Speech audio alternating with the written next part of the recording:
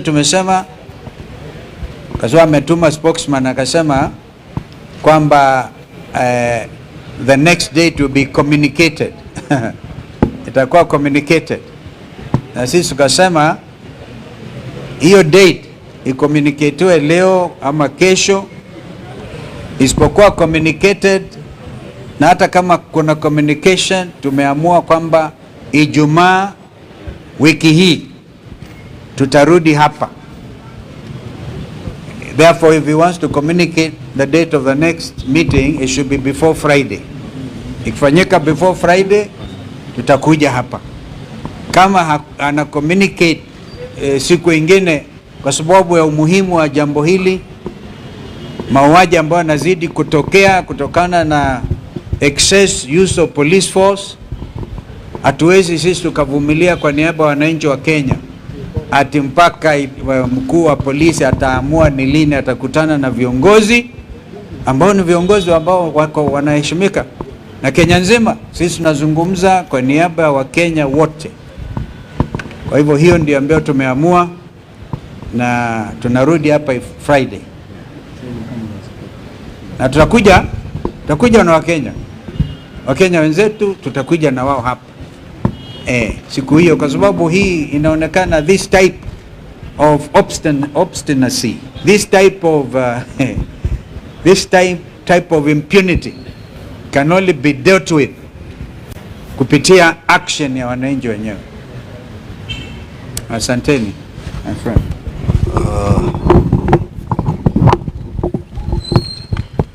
Nafikiri ndugu Kalonzo Musyoka ameongea Kiswahili sanifu sana.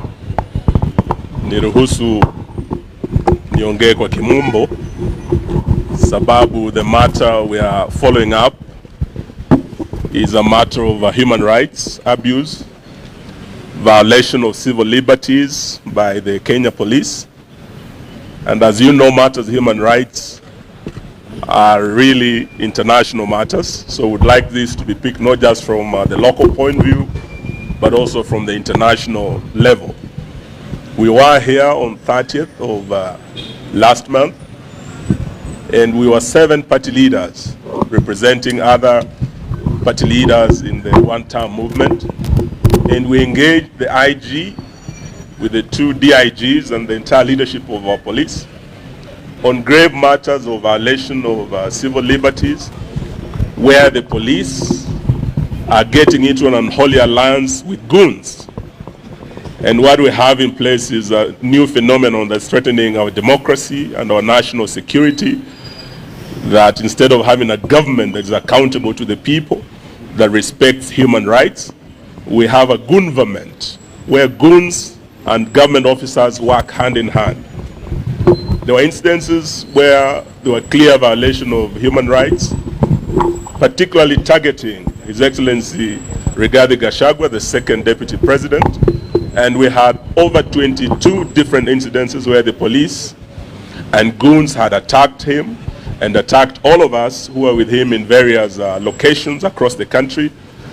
And the IG undertook that by today, the 16th, when we return here, he'll have a full report on action taken and remedial measures put in place to address these serious concerns that the entire leadership of the opposition had raised. We are here today, and the IG is not here. Not even DIG Langat is here. Not even DIG Masengeli is here. They have all taken off. We believe this is because of orders from above, where they have been told not to engage us. But this is an issue of accountability, so we are not going to relent. We have said we'll be back here again on Friday, and when we come, we expect none other than IG Kanja himself to be here to address the concerns we have raised. If he does not appear, we will still keep coming here every week until we hold accountable all those officers who have perpetuated these gross violations of human rights. Of greater concern is that since we were here, the police have continued doing what they said they would not do. IG Kanja himself undertook before all of us that he'll make sure that the police remain apolitical, that the police will not be used with guns to disrupt meetings of the opposition or to injure any Kenyans. We know that soon after we left, the second deputy president, who is also the DCP party leader, went to Nyandarua. And as he was crossing into Naivasha to hold a rally at a place called Kinamba, again the police were used to erect roadblocks to block him from crossing from Nyandarua County into Nakuru County under the orders of you-know-who. Yesterday,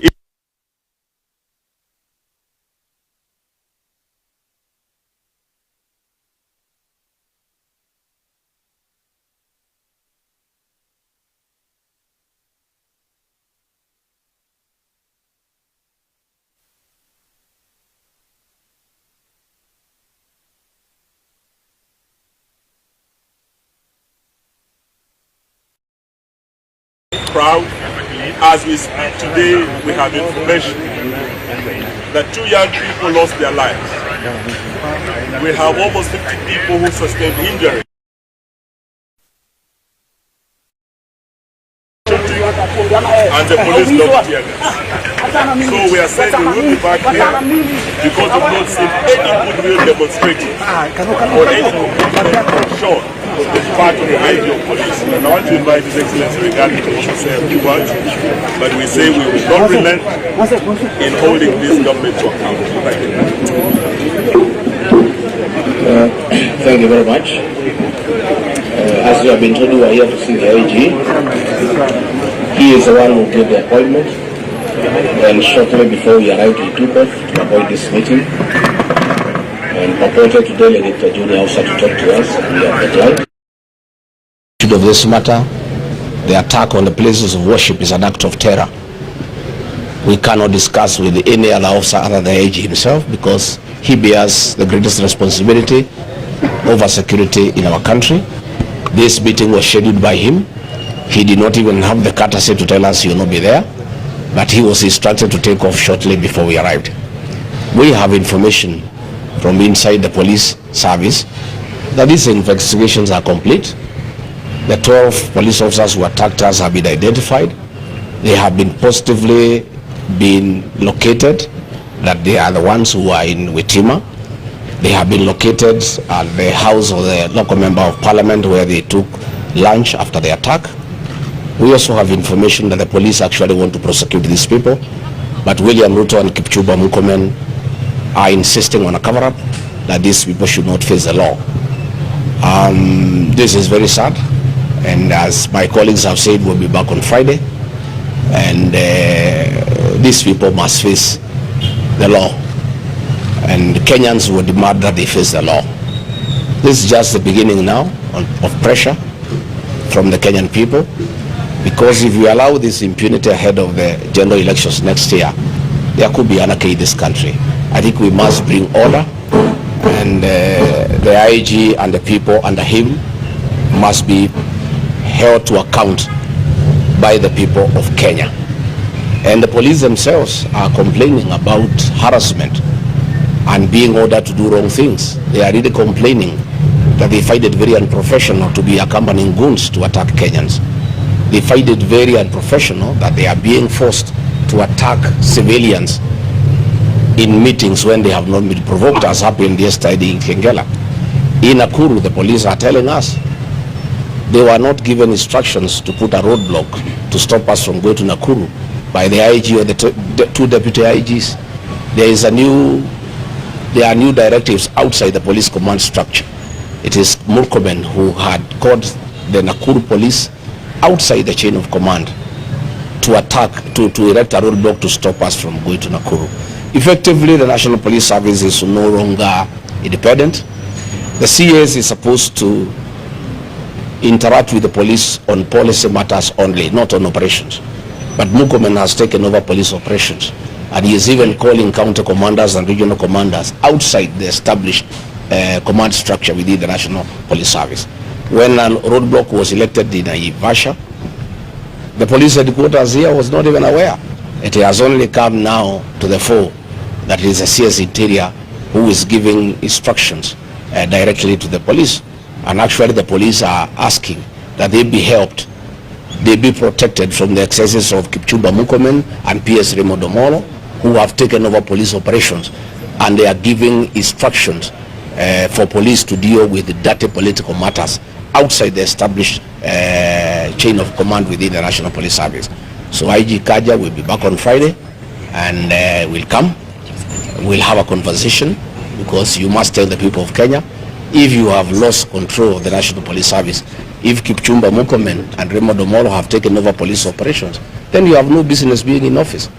Kipchumba had better come here in Jogoo House and sit here, and Raymond can sit at the Vigilance House and run the police service from there. But otherwise, what is happening is unfortunate, but in the fullness of time, I think these matters will be addressed. The people of Kenya cannot be intimidated. The people of Kenya have a right, constitutional right, to assemble, to associate, to choose whatever political formation they want, and it cannot be the police who are charged with the responsibility of maintaining law and order are the ones that are breaking the law. It cannot be that police who are supposed to protect Kenyans from being injured by anybody are the ones who are injuring the people of Kenya. It cannot be that guns and ammunition meant to protect the people, bought by the taxpayers' money, the same guns and ammunition are being used against the people of Kenya, who are unarmed, who are civilians, and in very unprovoked circumstances.